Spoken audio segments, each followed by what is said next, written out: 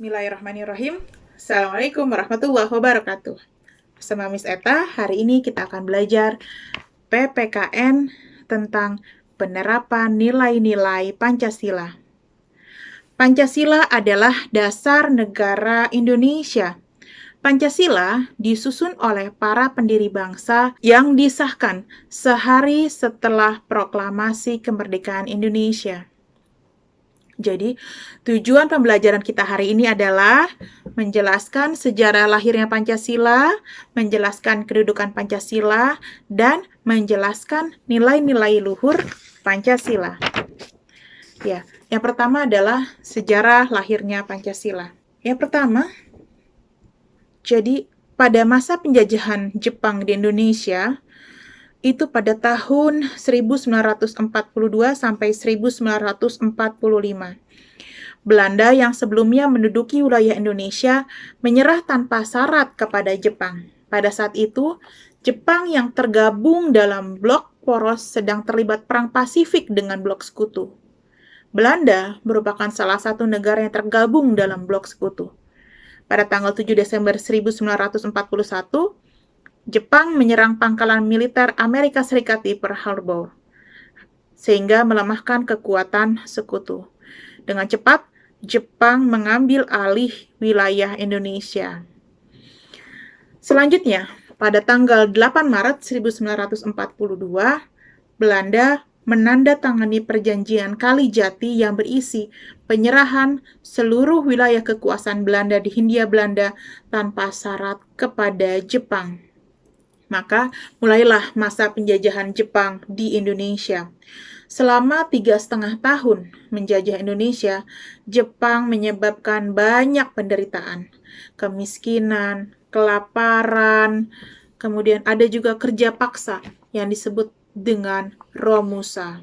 Banyak perlawanan yang terjadi di tanah air.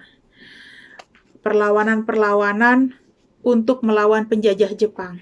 Namun, semuanya berhasil dikalahkan oleh penjajah Jepang. Pada akhir tahun 1944, Jepang sering mengalami kekalahan dari sekutu. Jepang lalu berubah dari menunjukkan sikap yang lebih baik demi menarik simpati rakyat Indonesia. Jepang berusaha menghentikan perlawanan rakyat Indonesia dan membujuk rakyat Indonesia agar mau membantu Jepang berperang melawan sekutu. Cara-cara yang dilakukan Jepang antara lain mengibarkan bendera merah putih di kantor-kantor, menggunakan bahasa Indonesia sebagai bahasa resmi, kemudian memberikan janji kemerdekaan kepada rakyat Indonesia untuk merdeka. Saat itu, janji ini diucapkan oleh Perdana Menteri Jepang saat itu, yaitu Kuniaki Koiso di depan sidang parlemen Jepang. Janji ini kemudian dikenal dengan sebutan Janji Koiso. Isi Janji Koiso adalah Indonesia akan diberi kemerdekaan di kemudian hari.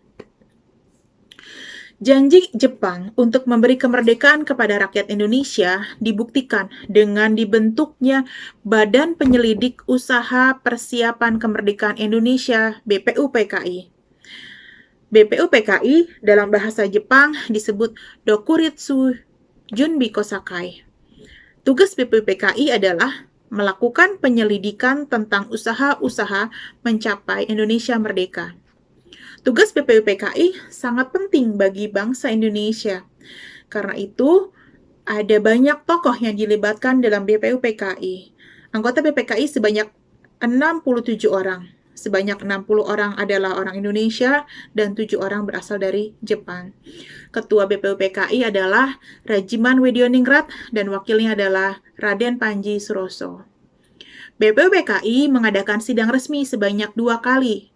Sidang yang pertama berlangsung pada tanggal 29 Mei 1945 sampai dengan 1 Juni 1945. Sidang pertama ini bertujuan membahas bentuk negara Indonesia dan merumuskan dasar negara Indonesia. Ya, bentuk negara Indonesia yang disepakati adalah Negara Kesatuan Republik Indonesia atau NKRI. Dalam merumuskan dasar negara Indonesia, BPUPKI mendengarkan beberapa pidato dari tokoh pergerakan rakyat.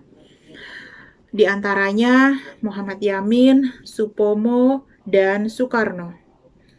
Setelah itu, BPUPKI mengalami rasa reses persidangan.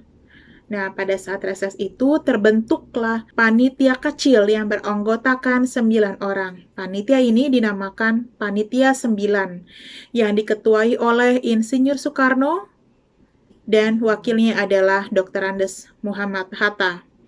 Tugas Panitia 9 ini adalah mengolah usul dari konsep para anggota BPUPKI mengenai dasar negara Republik Indonesia.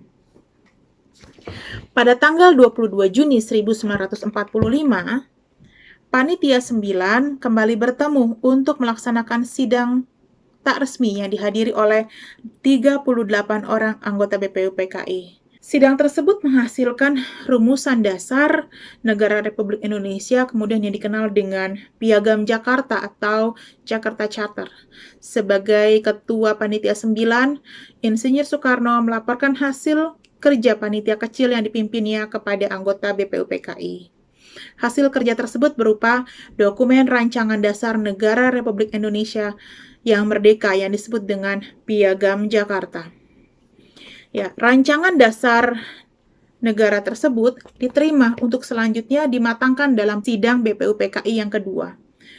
Dalam sidang BPUPKI yang kedua yang diselenggarakan pada tanggal 10 Juli 1945 sampai dengan 17 Juli 1945. Sidang tersebut membahas tentang rumusan dasar negara Indonesia setelah merdeka. Setelah itu, BPUPKI dibubarkan, kemudian digantikan oleh Panitia Persiapan Kemerdekaan Indonesia atau disingkat dengan PPKI.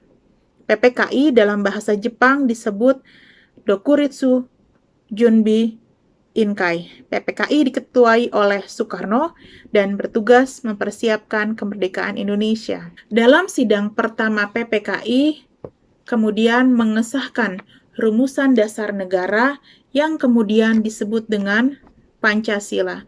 Pengesahan ini dilakukan sehari setelah Indonesia memproklamirkan kemerdekaannya, yaitu pada tanggal 18 Agustus 1945. Ya, jadi saat ini Pancasila sudah disahkan dan kedudukan Pancasila dalam kehidupan bangsa Indonesia adalah yang pertama, Pancasila sebagai dasar negara. Artinya, setiap peraturan yang ada di Indonesia harus bersumber dari Pancasila. Yang kedua, Pancasila sebagai cita-cita bangsa.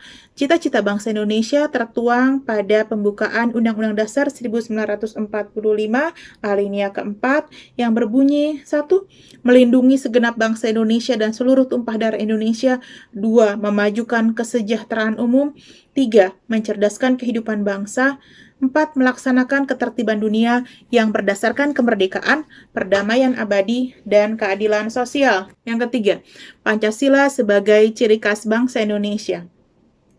Sikap saling menghormati dan menghargai perbedaan di antara suku bangsa, budaya, dan agama merupakan wujud penerapan dalam Pancasila. Pancasila menjadi pedoman bangsa Indonesia dalam bersikap dan bertingkah laku. Jadi setiap sila dalam Pancasila memiliki nilai-nilai luhur yang harus diterapkan dalam kehidupan sehari-hari. Apa saja nilai-nilai luhur yang terdapat dalam sila-sila Pancasila? Nilai-nilai luhur Pancasila. Sila pertama, ketuhanan yang Maha Esa. Nilai yang terkandung dalam sila pertama adalah toleransi antar umat beragama dan kerukunan. Sila kedua, kemanusiaan yang adil dan beradab. Nilai yang terkandung dalam sila ini adalah persamaan derajat, tenggang rasa, dan peduli kepada orang lain. Sila ketiga, persatuan Indonesia. Nilai yang terkandung pada sila ini adalah mengutamakan kepentingan bersama, menjalin persatuan dan kesatuan bangsa, dan cinta kepada tanah air. Sila keempat, kerakyatan yang dipimpin oleh hikmat kebijaksanaan dalam permusyawaratan perwakilan. Nilai yang terkandung dalam sila ini adalah mengutamakan musyawarah dalam membuat keputusan bersama dan menghormati dalam perbedaan pendapat. Sila kelima, keadilan sosial bagi seluruh rakyat Indonesia.